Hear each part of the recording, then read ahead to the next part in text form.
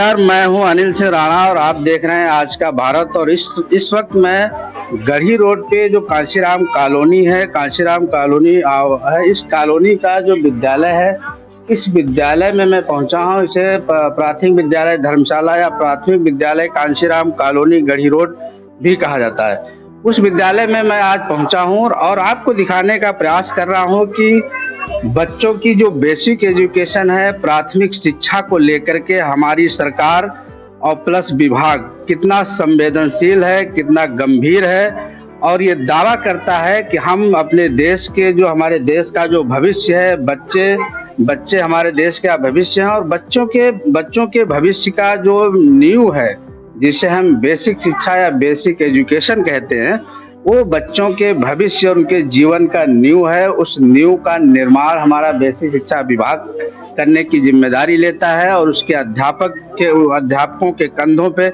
इन बच्चों के भविष्य के निर्माण की जिम्मेदारी है। सरकार किस तरह से जिम्मेदारी का निर्वहन कर रही है, बेसिक शिक्षा विभाग किस तरह से जिम्मेदारी का निर्वहन कर रहा है, प्लस बेसिक शिक्षा विभाग के जो टीचर हैं, शिक्षक हैं, वो किस तरह से जिम्मेदारी का निर्वहन कर रहे हैं, वो हम दिखाने का प्रयास कर रहे हैं। ये हमारे साथ बच्चे हैं।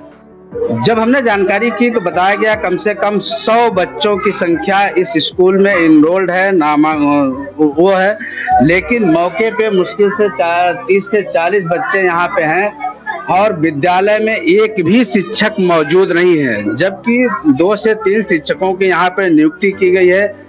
फारूक साहब इस विद्यालय के इंचार्ज अध्यापक हैं, हेड मास्टर हैं और उनके मातहत एक शिक्षा मित्र हैं विश्वकर्मा जी, और प्लस और स्टाफ है या नहीं है, विश्वकर्मा जी के बारे में बताया गया, वो है, फारूक साहब है। मौके पे ना विद्यालय में कोई शिक्षा मित्र है, ना ही कोई सहायक अध्यापक है, ना ही इंचार्ज अध्यापक है, केवल एक रसोइया मैम है जिनके कंधों पे इन बच्चों को संभालने और देखभाल करने की जिम्मेदारी दी गई। जब मैं प्रधानाचार्य कक्ष में प्रवेश किया तो प्रधानाचार्य की जगह पे वहां अन्य लोग हमें बैठे हुए दिखाई दिए प्रधानाचार्य की कुर्सी पे, और ऐसा लग रहा था कि वही विद्यालय के प्रधानाचार्य हों और विद्यालय के संचालन की उन्हीं की जिम्मेदारी है। इन बच्चों से भी हम बात करेंगे कि यहाँ पे शिक्षा का क्या माहौल है, किस तरह से बच्चों को पढ़ाया जा रहा है। ये बच्चे हैं मेरे साथ। बेटा क्या नाम है आपका? आस्था। क्या नाम है? आस्था। आस्था। किस क्लास में पढ़ते हो आस्था? 5 में हो। बेटा डेली पढ़ाई होती है यहाँ? नहीं, ऐसे सवाल दे देते हैं, टीचर आते हैं, सवाल दे देते हैं और उसके बाद चले जाते हैं। हाँ। कहाँ चले जाते हैं बेटा? पता नहीं। बता के नहीं जाते कहाँ जा रहे हैं? डेली ऐसा होता है? डेली नहीं, कोई दिन हो जाता है। कोई दिन? बाकी पढ़ाई होती है? नहीं, बाकी पढ़ाई नहीं होती ना? हम लोग बैठे रहते हैं। आप लोग बैठे रहते हैं, कोई टीचर नहीं आता है? नहीं, कोई पढ़ाता नहीं है। बेटा आपका क्या नाम है? श्रेष्ठ तिवारी। बेटा श्रेष्ठ तिवारी। श्रेष्ठ तिवारी। किस क्लास में है? 5 में है। बेटा पढ़ाई होती है यहाँ पे? हाँ, ज्यादातर तो नहीं होती है, थोड़ा बहुत होती है पढ़ाई और ज्यादातर नहीं होती है। ज्यादातर नहीं होती है। अच्छा, तो ये टीचर कभी कभार आते हैं? नहीं, आते तो हर रोज हैं, पर कभी कभी आते हैं तो आते हर रोज हैं, बस केवल काम दे करके फिर चले जाते हैं? नहीं, कभी कभी ऐसा नहीं होता है, कभी कभी रुकते हैं यहाँ पर, उसके बाद अगर खुद कुछ देर सोते हैं जब चले जाते हैं। अच्छा, लगभग कितने बच्चे आते हैं बेटा स्कूल में? कितने आते होंगे? कल या परसों में तो ज्यादातर कोई नहीं आता था, अब थोड़े लोग आने लगे हैं। जब टीसी बटने जा रही है तब थोड़े लोग आने लगे। अच्छा, जब टीसी बटने जा रही तब थोड़े लोग आने लगे, पहले कोई नहीं आता था? पहले ज्यादातर कोई नहीं आता था। वैसे पेपर के टाइम बहुत सारे लोग आ रहे थे। पेपर के टाइम और वैसे हर रोज आते हैं। अच्छा, खाने में बेटा खाना वाना मिलता है? खाना स्वच्छ मिलता है। नहीं, डेली मिलता है? हाँ, डेली मिलता है। कहाँ, यही बनता है या कहीं से आता है? आता है ऑटो से। ऑटो से आता है, डेली आता है। अच्छा, चलो ठीक है। आपका बेटा क्या नाम है? गुजिया। क्या नाम है? गुजिया। गुड़िया। बेटा किस क्लास में पढ़ती हो बेटा? अच्छा, 1 में पढ़ती हो। टीचर आते हैं? आते हैं। मास्टर साहब आते हैं पढ़ाने? नहीं। नहीं आते हैं? इन मासूम आवाजों को जरा ध्यान से सुनिए। यूपी सरकार के जो जिम्मेदार हैं या बेसिक शिक्षा विभाग के जो जिम्मेदार अधिकारी हैं, इन मासूम आवाज़ों को जरा ध्यान से सुनिए, गौर फरमाइए। ये मासूम बच्चे ये कह रहे हैं कि यहाँ पे पढ़ाई नहीं होती है, टीचर नहीं आते हैं। इधर 1-2 दिनों से बच्चों की संख्या बढ़ी है, चूंकि टीसी बंटने वाली है, रिजल्ट बंटने वाला है। सरकार ये दावे कर रही है कि 1 अप्रैल 1 अप्रैल से नया सत्र शुरू होने जा रहा है, बहुत जोरदार से शुरू होने जा रहा है। ये दावे किए जा रहे हैं, ये कागजों पे दावे हो रहे हैं। जमीनी हकीकत आपको हम दिखाने का प्रयास कर रहे हैं कि यहाँ पे जो बच्चे हैं हमारे साथ, इन बच्चों का साफ साफ कहना है कि यहाँ पे टीचर नहीं आते हैं, ना पढ़ाई होती है। कभी कभार टीचर आते हैं, वो काम दे करके चले जाते हैं। कहाँ चले जाते हैं बच्चों को नहीं पता। ये केवल आज का नहीं है, हर दिन ऐसा होता है।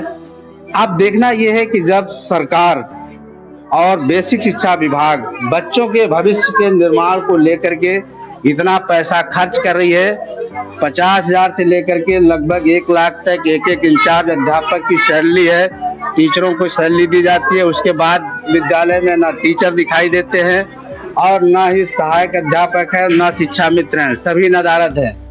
इस तरह से बच्चों के भविष्य के साथ खिलवाड़ करने की इजाजत इन शिक्षकों को और इन जिम्मेदार अधिकारियों को किसने दे रखा है, जो बच्चों के जीवन के साथ और बच्चों के भविष्य के साथ खिलवाड़ कर रहे हैं। यही स्थितियां अगर इस तरह से रही तो बच्चों के भविष्य के निर्माण को लेकर के जो सरकारी दावे हैं वो कहां तक सच साबित होंगे और कहां तक नहीं दिखाई देंगे, ये भी हम दिखाने। ये देखिए यहाँ पे खाने के लिए भी वो कुछ पात्र यहाँ पे रखा हुआ है जिसमें एमडीएम बच्चों का आता है और एमडीएम यहाँ पे दे दिया जाता है, बांट दिया जाता है। एमडीएम भी डेली आता है, नहीं आता है, क्या स्थिति है, उसकी भी व्यवस्था जो की त्यों है। दूसरा हम आपको ये भी दिखाएंगे कि जरा अपने कैमरामैन से कहूंगा कि ये दिखाइए, ये प्रधानाध्यापक का कक्ष है। इस प्रधानाध्यापक कक्ष में जब मैं प्रवेश किया तो प्रधानाचार्य की जगह, अध्यापक की जगह, शिक्षक की जगह जो यहाँ पे ठेकेदार है, यहाँ पे कक्ष का निर्माण हो रहा है, कक्ष निर्माण करने वाले जो मिस्त्री हैं, लेबर हैं, वो यहाँ पे बैठे हुए नजर आए। वो बैठे तो आप प्रधानाचार्य कक्ष में हैं। आपसे कहा गया था कि आप यहाँ बैठिए, स्कूल देखिए। तो हमसे आप क्या हैं भैया यहाँ पे? अरे हम लोग ठेकेदार हैं, लोग काम कर रहे हैं, ये स्कूल बनाए।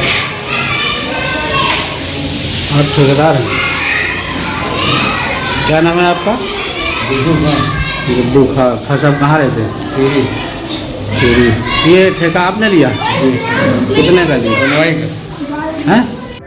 जिनका बाकायदा हमारे पास उसका विजुअल भी है। ये बच्चों के भविष्य के साथ इतना बड़ा मजाक और इतना बड़ा खिलवाड़ किया जा रहा है। अगर यही स्थिति रही और इस लापरवाही होती रही तो इन बच्चों के भविष्य का निर्माण कैसे हो पाएगा और बच्चे कैसे अपना कर पाएंगे और देश के कर्णधार ये कैसे बन पाएंगे, ये भी सबसे बड़ा सवाल है। तो हम सरकार से मांग करते हैं कि जो इस तरह के गैर जिम्मेदार अधिकारी हैं या गैर जिम्मेदार जो शिक्षक हैं, जो बच्चों के भविष्य के साथ खिलवाड़ करते हैं, मजाक करते हैं, ऐसे शिक्षकों के विरुद्ध कार्रवाई करें ताकि वो भविष्य में बच्चों के जीवन और भविष्य के साथ खिलवाड़ न करें, मजाक न करें। कैमरा पर्सन के साथ मैं अनिल सिंह राणा, आज का भारत, लखीमपुर खीरी।